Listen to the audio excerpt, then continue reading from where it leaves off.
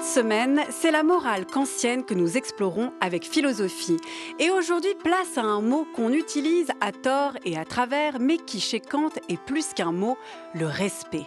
Mais quel rapport entre le respect que l'on a envers des règles, sa hiérarchie et un grand exploit sportif, et le respect, ce sentiment moral qui nous élève à la dignité. All the merit to the foundation of the music, to all the godfathers who set it. You know, you have some little people who don't know respect. As a matter of fact, them no show no hard and merit for the elders, but you see the elders them? You see the elders them? Tell them, say, watch it. When a nurse, when a pet, when a dribbler, when a soda, when a powder. When a better respect the elder entertainer. When a nurse, when a pet, when a dribbler, when a soda, when a powder. All of the foundation said respect for some little entertainer. What is the matter with them? Them do a one song which is better but top 10. Nothing no itty-tighty, fleety-flighty, pussy like a them face a rule. I been pa evil for them best friend and them no old. Them original corner again. Lyrics the solution for the whole of them. If they want like them want this respect legend. Cool, cool. You ride on roll. You are a godfather of the DJ school. Cool, cool. Bonjour Michel Cohen-Halimi. Bonjour. Vous êtes philosophe, professeur à l'université Paris 8. Vos travaux portent sur Kant, mais aussi sur la philosophie donc allemande moderne et contemporaine. Et bonjour à vous, Raphaël Ersam. Bonjour. Bienvenue. Vous êtes maître de conférences en philosophie à Sorbonne Université. On vous doit ce livre sur Kant, le problème du langage chez Kant aux éditions Vrin, mais aussi des travaux sur les philosophies féministes et les théories sociales. Je les signale parce que peut-être qu'on va pouvoir parler du rapport de Kant avec ces théories-là. Et je signale que vous deux, vous avez travaillé sur le livre Kant inactuel sous la direction d'Antoine Grandjean aux éditions PUF. Alors on va partir d'une question assez commune. Quand on parle de respect aujourd'hui, on l'utilise surtout pour parler du respect des lois, des règles, d'un contrat, pour parler aussi du respect qu'on a à l'égard d'une personne, de son chef, des professeurs, d'une personne d'autorité par son statut, sa fonction. Mais qu'est-ce que le respect chez Kant? Est-ce que c'est un concept central? Est-ce que c'est un concept de son temps? Pourquoi en fait il nous parle de respect, Kant? Michel Cohen-Halimi. Alors pour répondre à cette question, on peut dire abruptement que Kant invente un sentiment moral. Mais pour comprendre en fait l'étrangeté de cette invention, je crois qu'il faut peut-être revenir sur le contrat énonciatif, le contrat d'énonciation de la lecture de la philosophie pratique de Kant et en particulier de la fondation de la métaphysique des mœurs, qui était un texte à destination populaire, enfin sans rien exagérer. Disons que c'était destiné à un lectorat non exclusivement philosophe. Ça, c'est intéressant de le rappeler. Ça, c'est important de le rappeler parce que dans le fond, si un philosophe s'intéresse à la morale, c'est quand même avec l'ambition, en tout cas pour Kant, d'atteindre un lectorat non exclusivement philosophique, sans quoi il pratiquerait un concept scolastique de la philosophie destiné simplement aux philosophes. Or, la position, c'est qu'on n'a pas besoin d'être philosophe pour être moral. Donc, le contrat énonciatif de Kant, son contrat d'énonciation, la prémisse de toute lecture, c'est je n'invente rien, je n'invente pas les évidences morales qui sont les vôtres, je vais leur donner une formule. Je vais leur permettre, les clarifier et leur permettre de gagner une efficacité. Vous donnez la formule comme un mathématicien qui vous permet de régler avec facilité et efficacité vos problèmes moraux. Or, je pense que ce contrat énonciatif, il est en réalité beaucoup plus complexe. C'est-à-dire que Kant ne veut pas s'aliéner le sens commun, que les évidences morales du sens commun ont été brouillées par une certaine philosophie qui est en vogue à ce moment-là. Le contexte est très important. Oui, il faut rappeler. Oui, on est dans un Kampfplatz, on est dans une arène. Et Kant est en train de frayer une voie entre l'intellectualisme moral, donc on connaît le bien pour le pratiquer, pour le mettre en pratique. Ça, il bat en brèche cette position intellectualiste, ça a été rappelé, je crois. Et il y a un rationalisme moral chez Kant qui est étranger à l'intellectualisme moral. Et aujourd'hui, là, on ouvre un autre front qui est le sentimentalisme, la philosophie du sens moral. Donc il va frayer une voie difficile entre l'intellectualisme moral et le sentimentalisme. Mais alors sur le front du sentimentalisme, il me semble que ce qui est important, c'est que ce qu'il a face à lui, c'est donc toute une vogue de philosophie populaire qui s'appelle les Popularphilosophen et qui s'inspire... Et qui ont beaucoup de succès. Un immense succès. C'est un peu comme le développement personnel personnel aujourd'hui, par exemple? Absolument, c'est exactement ça. Et d'ailleurs, Kant, dans la fondation de la métaphysique des mœurs, dit c'est un dégoûtant micmac. Alors ce dégoûtant micmac, c'est un mélange de philosophie du sens moral britannique, de philosophie antique, ancienne, grecque et latine aussi.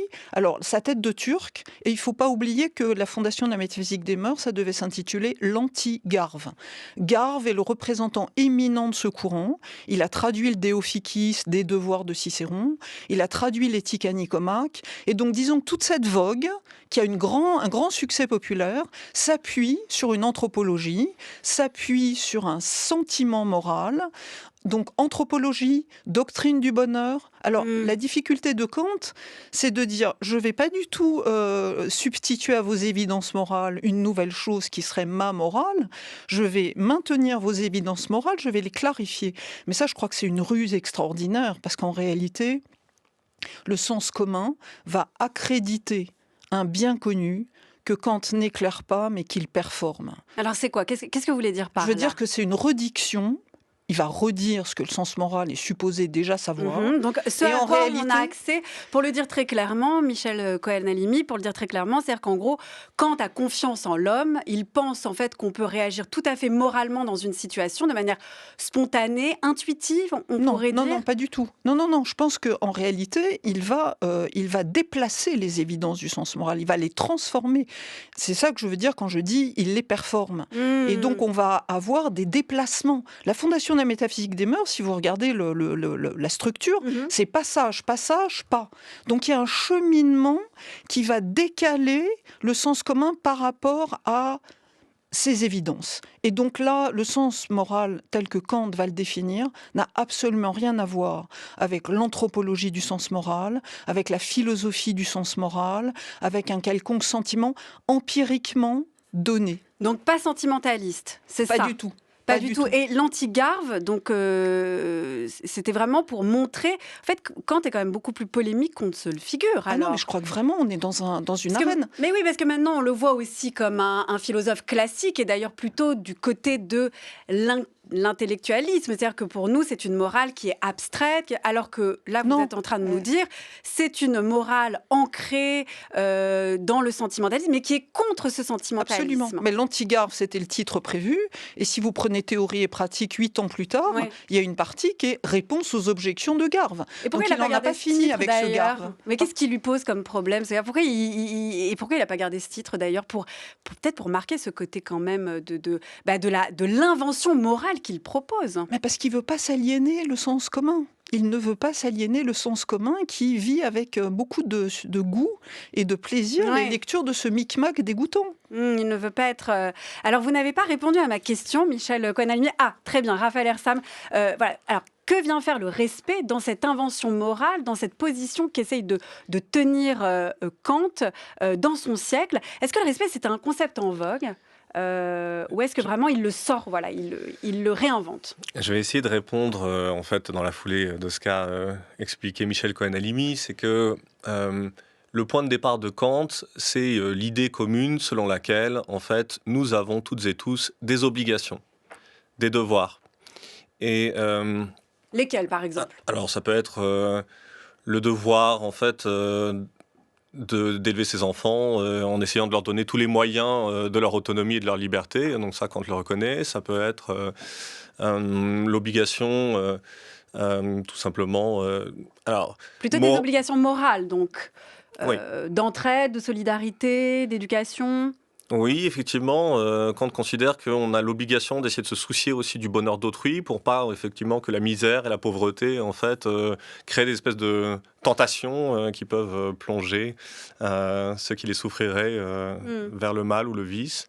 Mais enfin, si je peux partir effectivement de la manière dont la notion de respect est introduite chez lui, c'est que la manière dont nous avons conscience de nos obligations, de nos devoirs, elle est ce qu'il appelle catégorique, donc ça a été expliqué dans les émissions précédentes, mais ça signifie que on ne se sent pas tenu de ne pas mentir, de ne pas assassiner, parce qu'on viserait un certain résultat du type ne pas être poursuivi par la police, et donc on n'est pas mu par la peur. Si tel était le cas, effectivement, l'obligation serait seulement conditionnelle. on serait effectivement dans la position du Gigès de Platon, en fait, qui n'obéit aux lois que parce qu'en fait, il craint les conséquences. C'est bien parce que les obligations valent par elles-mêmes, sans condition, de façon absolue, que Kant introduit la notion de respect. Au fond, le respect, c'est le nom, effectivement, du sentiment qui s'attache aux obligations. C'est l'autre nom de la conscience d'obligation en son caractère inconditionné. Et donc, c'est par suite que le respect s'adresse aux personnes, en tant qu'en fait, pour Kant, les personnes humaines sont capables de se conduire en mettant la loi morale au fondement de leurs actions. Et alors, j'ai une question sur l'articulation entre ce que vous avez dit tous les deux, c'est-à-dire Kant réinvente la morale, et pourquoi en fait cette réinvention, elle va prendre forme notamment à travers, alors est-ce que c'est le bon terme de dire le concept de respect? Pourquoi le respect, c'est un concept central, je dirais même un peu nodal dans sa philosophie, qui permet de comprendre cette réinvention morale, Michel Cohen-Halimi? C'est un sentiment absolument nodal. Et pourquoi pas un autre d'ailleurs, hein, je sais pas moi, l'amour, j'en ai pas d'autres en tête, mais voilà, pourquoi celui-ci et pas un autre? Alors, c'est absolument nodal parce qu'il ne prend appui sur aucune espèce de sentiment qui émanerait d'une anthropologie. Le respect, c'est pas un motif pour la loi morale, c'est pas un sentiment qui nous dispose à obéir moralement. Et là, le renversement, vous voyez, est considérable. C'est la loi morale faite motif. Donc, si vous voulez, si on veut donner une définition quand même assez déconcertante pour le sens commun du respect, voilà, c'est la loi morale écoutée. Donc je vais encore plus loin. C'est-à-dire que non seulement il y a un renversement de fond en comble, c'est la loi morale faite motif, et non pas un motif pour l'obéissance morale, mais en outre, là où la langue allemande est quand même, la langue philosophique allemande est en train de se constituer. Personne n'a écrit de philosophie allemande avant Lessing et Kant. Et donc chez Kant, il y a des moments où, pour fixer les concepts, alors là qu'il invente, il fait un marquage latin. Il opère un marquage latin. Et là, il y a des ruses incroyables. Je veux dire, là, l'idée que Nietzsche a d'un vieux rusé, elle est extraordinaire dans le champ pratique. C'est-à-dire qu'il dit latin reverentia, qui correspond en allemand à Ehrfurcht, le respect. Or, en équivalent de reverentia, qui est le respect, tel que tout le monde le connaît, respecter les grandeurs instituées, etc., les grandeurs empiriques, celles qu'on estime devoir respecter, mais pour des raisons sociales, pour diverses raisons. Un peu le mot que nous, on connaît aujourd'hui. Voilà, le mot que nous, on connaît. Voilà, le mot du sens commun. Exactement. Ehrfurcht devient, sous la plume de Kant, et pour la première fois dans l'histoire philosophique allemande, Achtung, attention. On voit ça sur les panneaux signalétiques, hein, attention, mais attention au sens de écouter. Alors, il a ce terme-là, le respect en allemand chez Kant, c'est Achtung. Achtung. Jamais on n'avait défini le respect comme écoute. Donc, vous voyez, la loi morale écoutée, c'est le sentiment de respect. Donc, si vous voulez, la loi morale pour Kant, tout le monde l'entend, même l'homme le plus scélérat. Cette voix-là, on ne peut pas la recouvrir, mais nous sommes à la radio, je veux dire, on peut entendre, mais pas écouter. Donc là, il y a une dimension active. On entend la loi morale, puis il y a une sorte de phénoménologie de l'écoute, c'est-à-dire que là, il y a quelque chose d'actif qui nous fait recevoir cette loi morale comme quelque chose qu'on s'applique à soi-même et qui nous transforme cette loi en notre propre motif d'action. Je comprends enfin. Raphaël Ersam. Il y a quelque chose d'assez extraordinaire dans le fait que dans la langue courante, respect signifie obéissance. Respecter en fait la loi, exactement, comme une sorte de déférence. S'y soumettre et la suivre. En fait, chez Kant, le respect est simplement l'effet de la conscience de la loi sur le sentiment. C'est l'idée que même si à la limite on n'obéit pas à la loi, éventuellement les scrupules qu'on pourrait avoir en fait sont la marque en fait de l'inscription sentimentale de la conscience de la loi en fait dans le sujet. Et donc son invention tout à fait inédite, c'est que les motifs subjectifs qui sont prêtés généralement aux agents dans la conduite morale, c'est par exemple, alors selon lui, suivre en fait les enseignements de son éducation, et ça il prête ça à Montaigne. Il y a ceux qui pensent qu'en fait simplement c'est le rapport à l'institution, c'est-à-dire aussi au contrôle d'ailleurs social et policier, mais qui fait qu'on est dans la conduite morale. Mm-hmm. Oui, ça existe absolument. Mais pour Kant, ça n'est pas le respect, au sens de, ce n'est pas ça qui marque en l'être humain, en fait, la conscience du caractère absolument obligatoire des devoirs. Et il dit, voilà, et les deux dernières choses, ce serait, au fond, le plaisir éventuel, le contentement qu'on pourrait éprouver à suivre, en fait, les principes moraux. Il dit ça non plus. Ce serait, au fond, chercher son intérêt, chercher le bonheur à travers la morale, ce qui la viderait absolument de toute sa teneur. Ce qui la rendrait conditionnelle, cette Voilà. morale, Et donc d'ailleurs. il dit, en fait, ni Épicure, ni Etcheson, ni Montaigne, ni en fait, voilà, alors je ne sais plus qui il nomme pour la Constitution civile, mais enfin, voilà, mettons ni Hobbes. Le respect, c'est en fait la marque absolument unique du fait que la loi est suivie simplement parce qu'on comprend qu'elle représente une valeur absolue, ce qu'il faut faire. Alors j'ai une question, pourquoi avoir ce terme de respect qui finalement en France biaise un peu les choses? C'est-à-dire que quand vous dites Hartung, Michel Cohen-Halimi, et donc attention, moi je comprends beaucoup plus facilement. Alors pourquoi on a cette traduction de respect qui vous êtes tous les deux, vous hochez la tête. Allez-y Michel Cohen-Halimi. Ah oui, mais je pense qu'il faudrait définir le respect. Alors d'abord, le paradoxe, en effet, pour un sens commun, c'est que c'est un sentiment a priori, voyez. Donc je veux dire, c'est oxymorique, totalement oxymorique. Et d'autre part, il faudrait définir le respect, Achtung, comme la loi morale écoutée. Je veux dire, peut-être on comprendrait mieux, en effet. Et mieux traduire autrement Kant, même? Non, parce que je pense que ce contrat d'énonciation, il est fondamental. Il ne veut pas s'aliéner le sens commun. Donc il faut au contraire débrouiller à l'intérieur du concept toute l'opération de resémantisation. Et ça, il le signifie bien en mettant comme équivalent latin un terme qui n'est pas celui qu'il a utilisé en allemand. Raphaël Ersam. Je pense qu'on peut aller voir du côté de l'étymologie du terme français respect pour comprendre en fait pourquoi c'est une bonne traduction. Alors à mon avis, dites-moi, parce que c'est que respicere en latin, ça veut dire un petit peu regarder en arrière, présenter en fait une attention, et ça peut être d'une certaine manière regarder aussi au-dessus de soi, c'est-à-dire que le respect qu'on doit aux grandeurs d'établissement, c'est en fait la considération devant ce qui nous rend humbles, ce qui à la limite nous humilie. Or en fait, il y a dans le respect tel que le comprend Kant quelque chose qui est analogue au rapport usuel aux grandeurs d'établissement, c'est que la conscience du caractère absolument obligatoire en fait de la loi morale nous amène à éprouver toutes nos envies, toutes nos aspirations, toutes nos inclinations, comme au fond dérisoires, misérables. Il dit qu'il y a une humiliation de la sensibilité en son sens pathologique par en fait la conscience de la loi. Et je pense que ça, c'est quelque chose qui explique au fond que le terme de respect convienne, même si effectivement il entend se détacher de l'assimilation du respect pour la loi morale au respect pour les grandeurs d'établissement. Enfin, ça, c'est la dissociation est très, très importante. Et c'est pour ça qu'il s'explique d'ailleurs avec Fontenelle. Vous voulez qu'on écoute le texte? Je voudrais juste une toute petite... C'est toujours facile d'arriver en inspecteur des travaux finis des traductions. Hein. Mais je trouve que Jean-François Lyotard avait une très très belle proposition pour la traduction de Hartung Reverentia, respect. Il avait la proposition de obédience.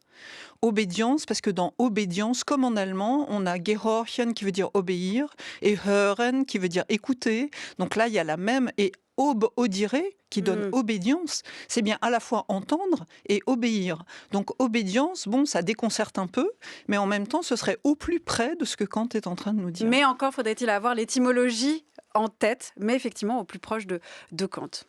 Le respect s'adresse toujours seulement à des personnes, jamais à des choses. Ces dernières peuvent susciter en nous de l'inclination, et en ce qui concerne les animaux, par exemple des chevaux, des chiens, etc., même de l'amour, ou bien encore de la crainte, comme la mer, un volcan, une bête féroce, mais jamais du respect. Ce qui se rapproche déjà plus de ce sentiment, c'est l'admiration. Et celle-ci, comme affect, à savoir l'étonnement, peut aussi se rapporter à des choses, par exemple à des montagnes s'élevant jusqu'au ciel, à la grandeur, la multitude et l'éloignement des corps célestes, à la force et à la rapidité de certains animaux, etc. Mais tout cela n'est point du respect. Un homme peut aussi être pour moi un objet d'amour, de crainte ou d'une admiration pouvant même aller jusqu'à l'étonnement, et cependant ne pas être pour autant un objet de respect.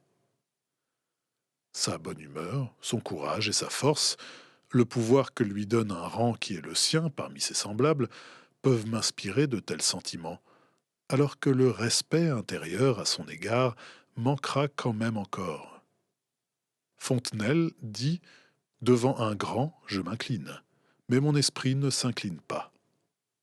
J'ajouterais « Devant un homme de condition inférieure, roturière et commun, chez lequel je perçois une droiture de caractère portée à un degré que je ne constate pas chez moi-même, mon esprit s'incline, que je le veuille ou non, et quelle que soit la hauteur à laquelle je relève la tête pour qu'il n'oublie pas la supériorité que me donne mon rang. »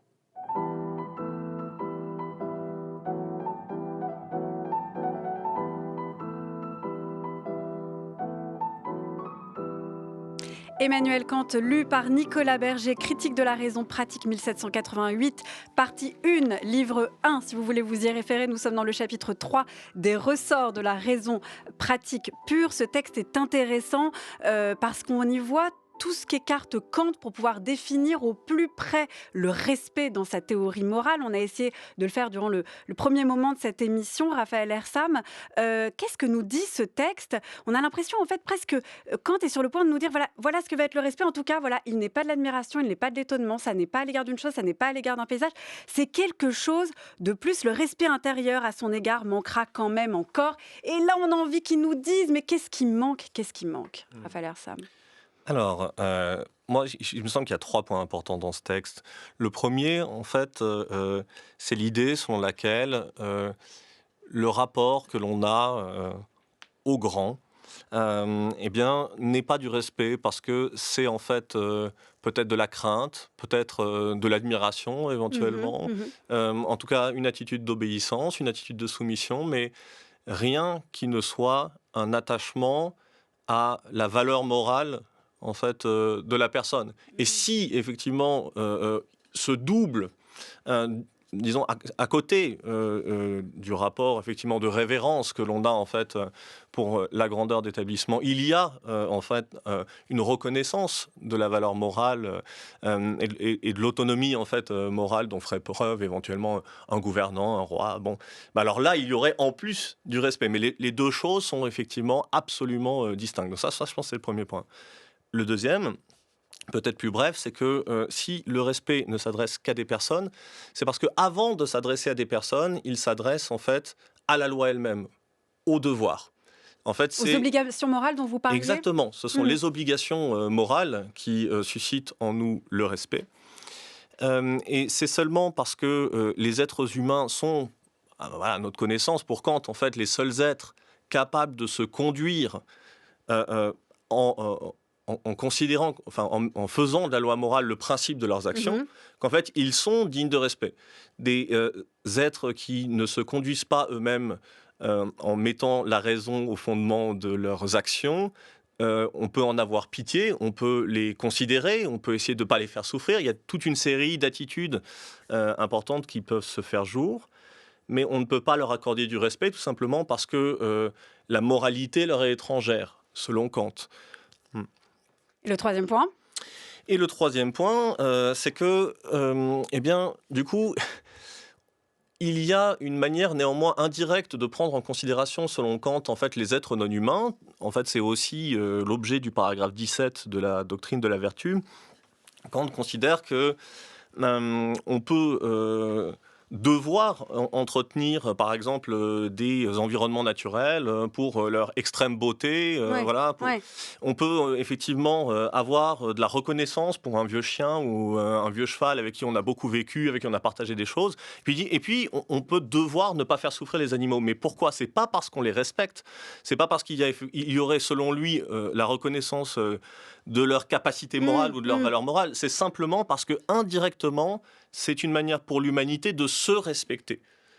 Au fond, avoir une disposition trop aisée à infliger de la douleur, c'est ne pas respecter l'humanité en nous-mêmes. On ne le fait pas pour son chien, par exemple. On le fait par respect, en fait, envers l'humanité. C'est ça ? Oui, c'est ça. Alors, je veux dire, on peut d'ailleurs on pourrait éventuellement ne discuter pas être là-dessus. satisfait. Voilà, c'est ça. Critiquer Kant en de cette disant idée. c'est une définition extrêmement étroite du respect. Après, dans le texte, il parle des chevaux et des chiens, mais là, il dit qu'il s'agit d'inclination et d'amour. Donc, il les évoque effectivement, mais ils ne font pas partie du respect. Alors, c'est intéressant parce qu'en fait, ça veut dire que quand on respecte la loi morale, c'est là où on devient respectable, c'est ça ?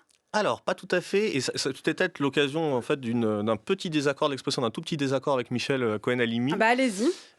C'est que, à mes yeux, en fait, le respect est la contrepartie de la simple conscience de la loi morale et pas en fait de l'obéissance à la loi morale. C'est pour ça que d'ailleurs la traduction de Lyotard par obédience, moi, Vous ne vous gêne un conviendrez peu. pas. Parce qu'en fait, dans la critique de la raison pratique, il se trouve que même les scélérats, même en fait ceux qui se conduisent vraiment extrêmement mal et qui du coup en fait n'obéissent pas à la loi morale, en fait sont néanmoins contraints. Je veux dire, c'est un fait qu'ils la reconnaissent et ça se marque éventuellement dans leur mauvaise conscience, s'il y en a, la culpabilité, ou au moins la conscience d'être en train de faire quelque chose de mal, selon Kant.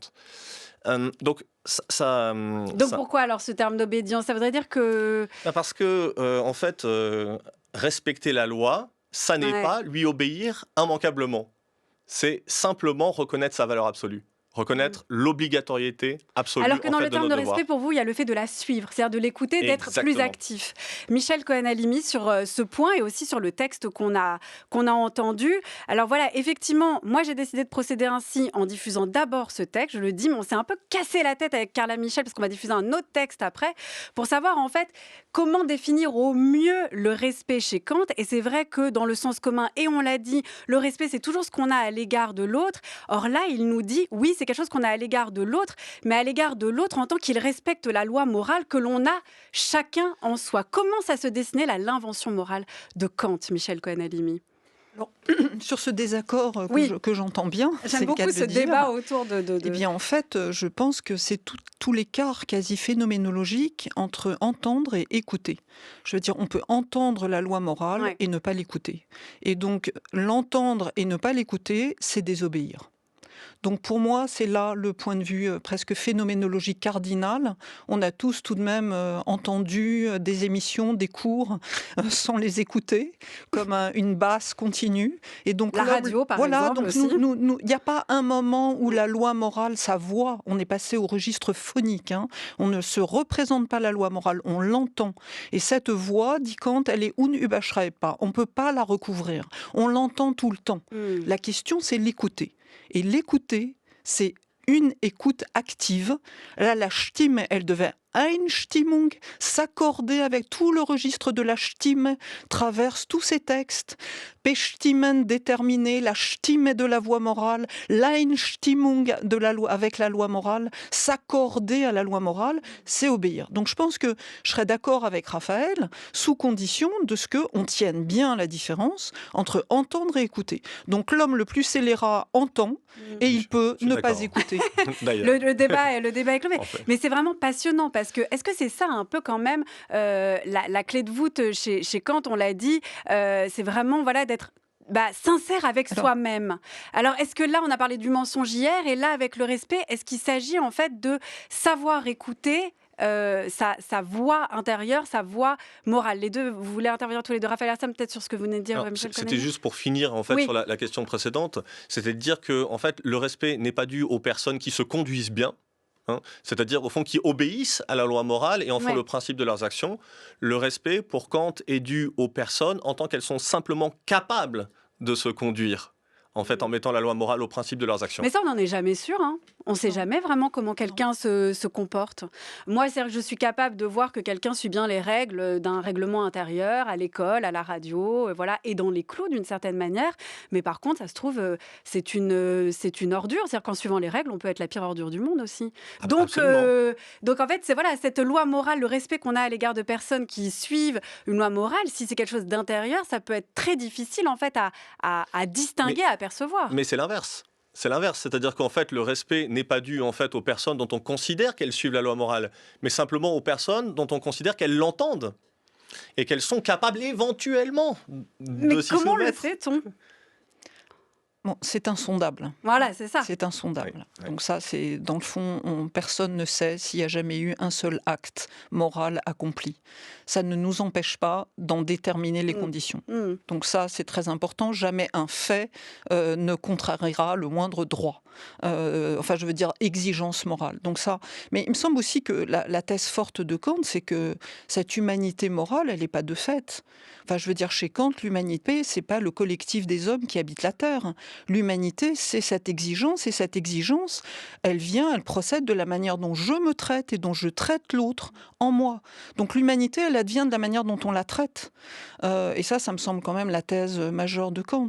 Après, juste le point que je voudrais ajouter, c'est que, en fait, l'effet de la loi morale sur le sujet volontaire, en général, on dit c'est l'écrasement des inclinations, et c'est vrai que même en allemand, l'inscription de la loi morale, Eintrag, quand on l'associe avec un verbe, Eintrag tun, c'est porter préjudice. Donc l'inscription de la loi morale en moi, elle porte préjudice, alors dit-on, aux inclinations. Mais ça, c'est trop rapide, parce que les inclinations, elles regroupent deux types d'attachement à soi-même. Deux types d'amour-propre. Un amour-propre, en fait, qui cultive ses intérêts particuliers au préjudice des intérêts des autres. Donc c'est un amour-propre exclusif de l'intérêt commun, on pourrait dire. Et puis il y a un amour de soi, alors inspiration rousseauiste forte, qui n'est pas exclusif de l'autre. Et cet amour de soi, il est promu à un rang d'amour raisonnable, il s'accorde, Einstimmung là pour le coup, il s'accorde.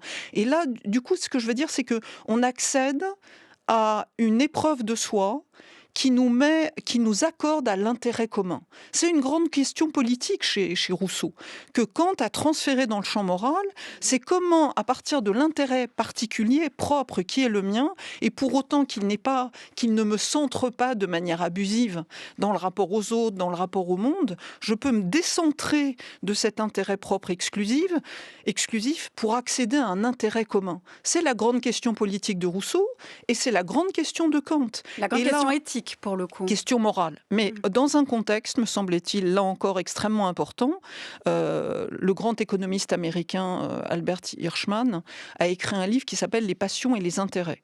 Et dans ce livre, il dit qu'à partir du début du XVIIIe siècle, le terme d'intérêt devient exclusivement synonyme de profit. Donc, ce qui m'intéresse, c'est ce dont je tire un profit. Or, ce que Kant est en train de penser, et Rousseau aussi, il y a quelque chose d'oxymorique dans intérêt commun. Et Kant est en train de penser quoi ? Eh bien, le désintéressement.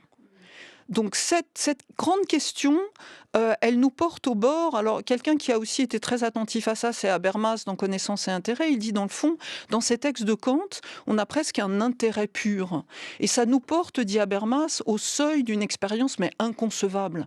Comment est-ce qu'on peut penser être mu par un intérêt pur ? Comment est-ce qu'on peut prendre intérêt et non pas agir par intérêt ?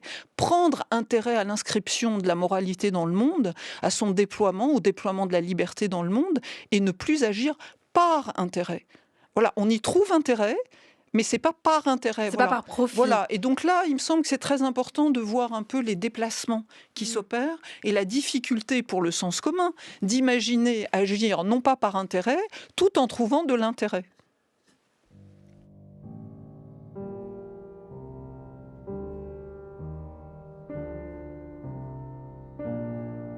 On pourrait m'objecter que derrière le terme de respect, je chercherais simplement à me réfugier dans un sentiment obscur, au lieu de fournir un accès clair à la question grâce à un concept de la raison. Simplement, bien que le respect soit un sentiment, il n'est pourtant pas un sentiment reçu sous l'effet d'une influence, mais c'est au contraire un sentiment que l'on produit soi-même à travers un concept de la raison, et par conséquent spécifiquement distinct de tous les sentiments du premier type qui se laissent ramener à l'inclination ou à la crainte. Ce que je reconnais immédiatement comme constituant une loi pour moi, je le reconnais avec une dimension de respect, qui signifie simplement la conscience de la soumission de ma volonté à une loi, sans la médiation d'autres influences s'exerçant sur ma sensibilité. La détermination immédiate de la volonté par la loi et la conscience que j'en prends, c'est là ce qui s'appelle respect. tant et si bien que celui-ci doit être considéré comme effet de la loi sur le sujet et non pas comme cause de celle-ci.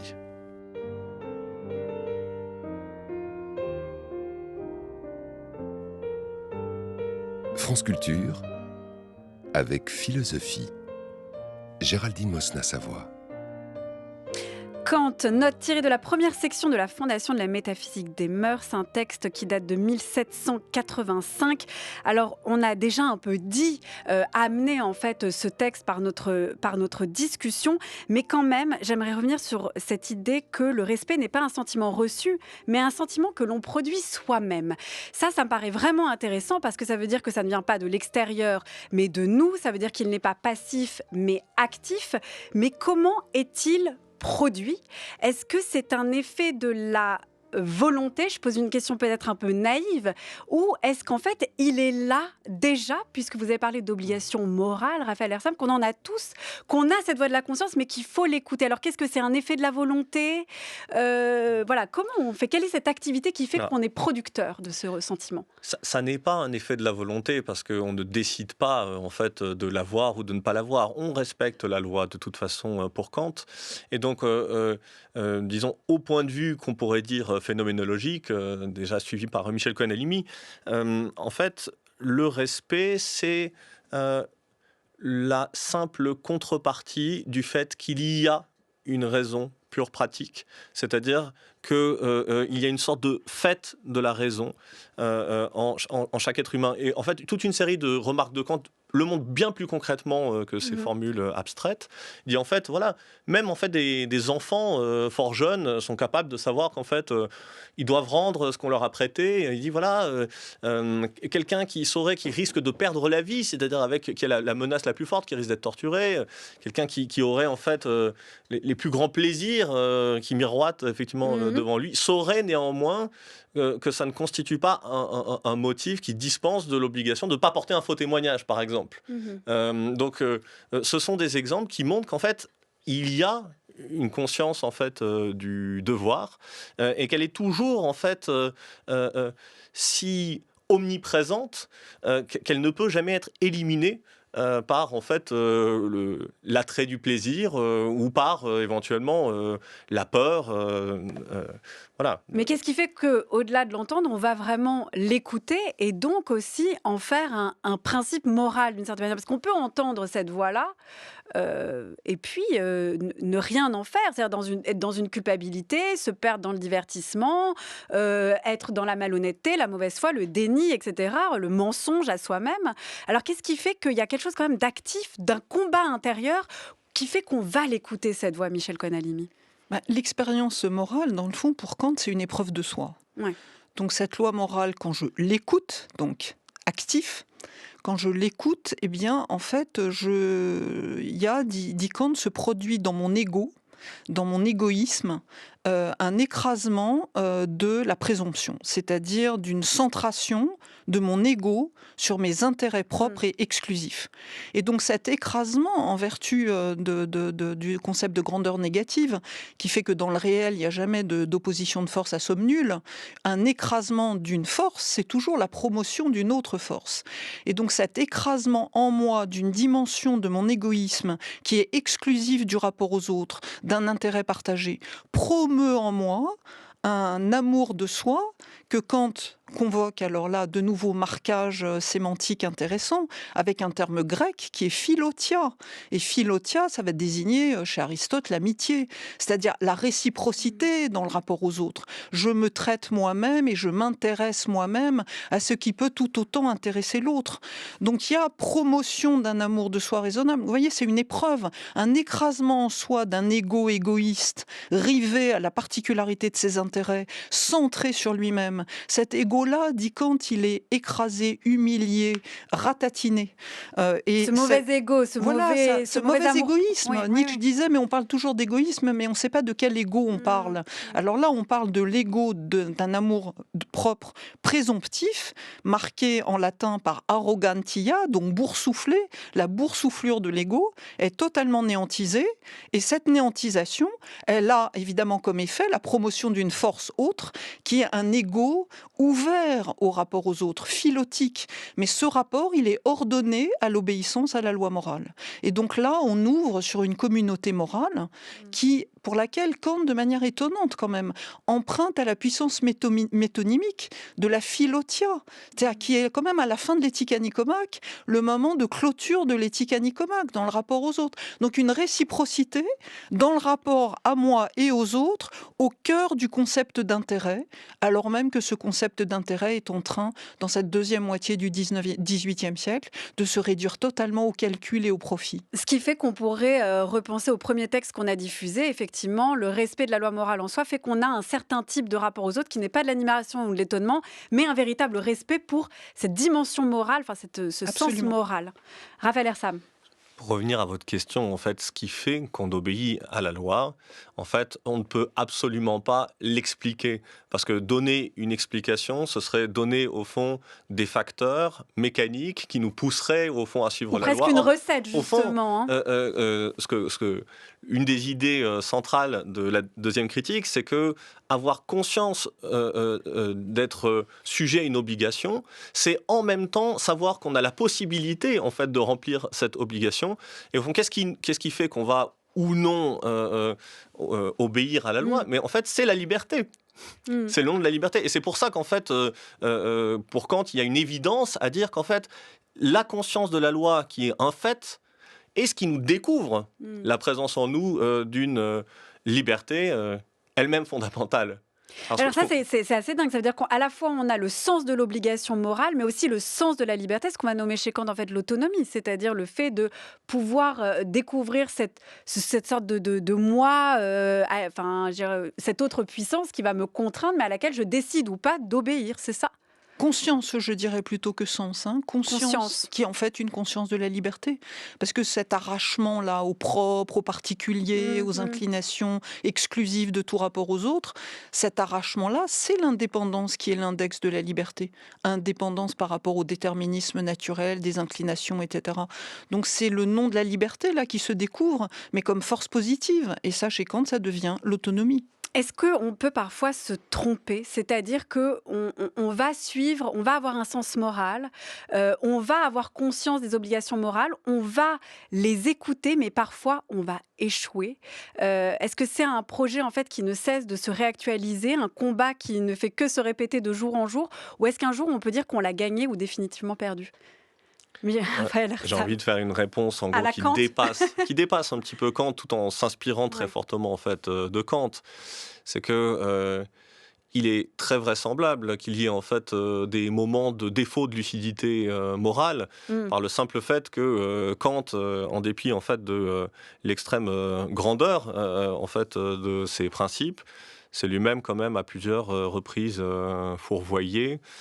En considérant, par exemple, dans des jugements, évidemment, qui étaient aussi imprégnés de préjugés d'époque. Et vous pensez à quoi en particulier? En particulier de préjugés raciaux. Il a jugé effectivement qu'un certain nombre de populations non européennes n'étaient pas exactement dignes du respect qui s'adresse en fait à toute personne capable de se conduire de façon autonome. Et effectivement, pour les Amérindiens, en fait, les populations amérindiennes, qu'on considérait qu'en fait c'était des populations amorales, incapables en fait de se déterminer par rapport à la loi morale et qui ne méritaient de ce fait, au fond, pas le respect. Donc il a été incapable d'appliquer, d'appliquer l'universalité de ce principe de l'obligation morale au moment où il écrit? Pas exactement. C'est que l'universalité de la loi morale, elle signifie que les normes morales sont universellement obligatoires. Mais ça ne signifie pas que la loi morale est, selon lui, présente clairement en tout être humain. Alors ça, c'est vraiment une difficulté parce que ce qu'on a dit tout à l'heure sur le fait qu'on ne peut pas la surmonter, alors c'est vrai pour Kant chez les enfants au-delà d'un certain âge, mais pas chez les tout-petits. Dans les réflexions sur l'éducation, il dit qu'en fait, dans les premières années, en fait, il n'y a pas de conscience de la loi morale. Il n'y a pas encore de concept des mœurs, aucun. C'est pas non plus évident pour lui que la loi morale soit l'objet d'une claire conscience chez les femmes. En tout cas, dans les observations sur les sentiments du beau et du sublime, il a l'air de dire qu'en fait, il y a un attachement presque esthétique en fait des femmes aux belles actions plutôt qu'un attachement moral en fait au bien. Et dans la géographie physique, il y a un certain nombre nombre de leçons d'anthropologie, on a en fait aussi un certain nombre de problèmes qui concernent en fait des thèses sur l'absence d'une considération pleine de la loi morale en fait chez des populations non blanches. Donc en fait, ma réponse est très claire. Oui, je veux dire, nos obligations morales sont inconditionnées. Il y a vraiment la reconnaissance du caractère catégorique de la loi, c'est vraiment la force de Kant, et l'idée que le respect lui-même, qui est dû aux personnes, est inconditionné, ça, je pense, c'est très fort. Mais enfin, je veux dire, il peut y avoir des moments, néanmoins, où, disons, la lucidité morale est prise en défaut. Ouais.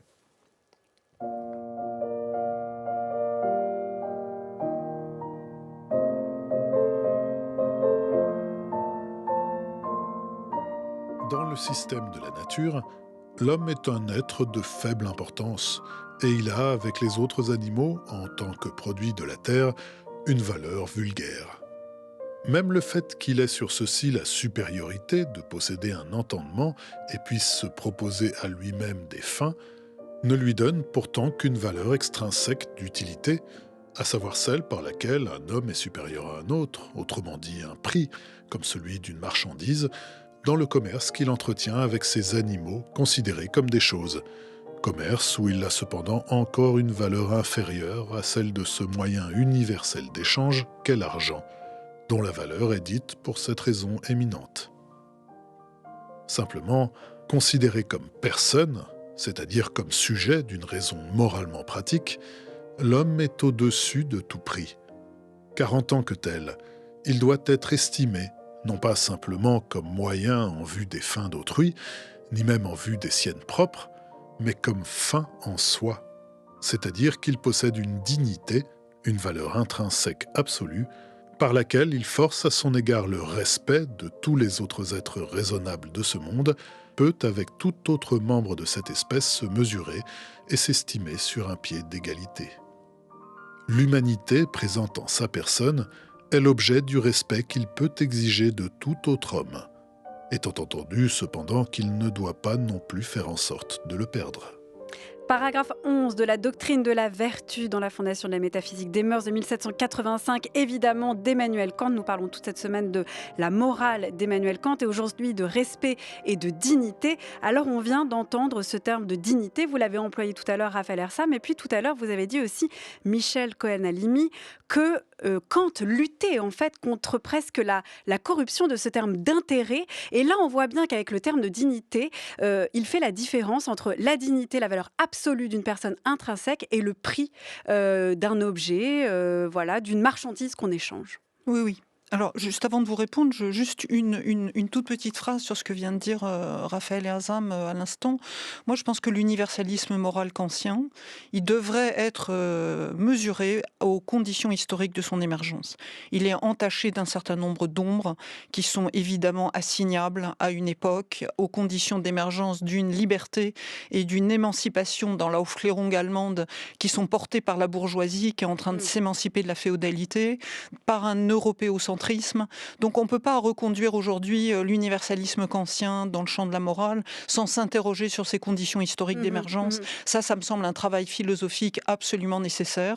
Voilà, donc j'en reviens maintenant. Alors moi, ce que je trouve assez étonnant dans ce texte, quand même, dans le premier paragraphe, c'est qu'en fait, il porte un diagnostic précisément sur cette mutation, alors dont la dégénérescence d'intérêt ou sa restriction à profit est la marque. C'est-à-dire que la société industrielle est en train de se développer, alors pas en Allemagne mais en Angleterre, et là on voit bien quand même dans le premier paragraphe du texte à quel point on est dans le moment d'hégémonie de la valeur d'échange. C'est-à-dire qu'en fait on voit que dans le champ du commerce, dans le champ social, dans le champ économico-social, il y a une sorte de principe de fongibilité générale qui est en train de s'installer, qui fait que en fait les choses, les animaux, les êtres humains sont substituables les uns aux autres et qui sont, alors on n'est pas très très loin finalement, c'est ça qui est étonnant, on n'est presque pas très loin du concept webero-marxien de réification. C'est-à-dire qu'en fait tout est marchandise, tout est en train de devenir marchandise. On peut se transformer en objet. Absolument, et le prix suprême c'est finalement l'argent, c'est-à-dire l'abstraction réelle de la monnaie. Et donc tout ce premier paragraphe nous mesure à le contraste qu'introduit Kant avec la personne, avec le sujet moral, qui est, alors on peut dire négativement par rapport au premier paragraphe, qui est le sans-prix, qui est ce qui se soustrait à cet échange et à cette fongibilité généralisée. Et là encore, marquage quand même latin et allemand étonnant. C'est-à-dire que dans le premier paragraphe, quand il met valeur, il met le latin pretium, qui veut dire prix. Oui. Et donc là, il est en train de réintroduire la grande différence stoïcienne entre dignité et prix. On la trouve dans la lettre 71 de Sénèque à Lucilius. C'est une chose extrêmement importante, mais il la resémantise de nouveau. Donc le sens commun peut retrouver ses évidences. Ce qui a du prix et ce qui n'a pas de prix. Ce qui est inappropriable, c'est l'être comme fin en soi. Et ça, c'est le sujet moral. Et donc là, ça veut dire qu'en fait, la raison est capable de suspendre. Elle n'est plus la raison instrumentale. La raison pure pratique est capable de suspendre l'usage téléologique, la concaténation interminable des fins et des moyens, des fins qui deviennent des moyens pour d'autres choses, tout ça ordonné à un intérêt profit.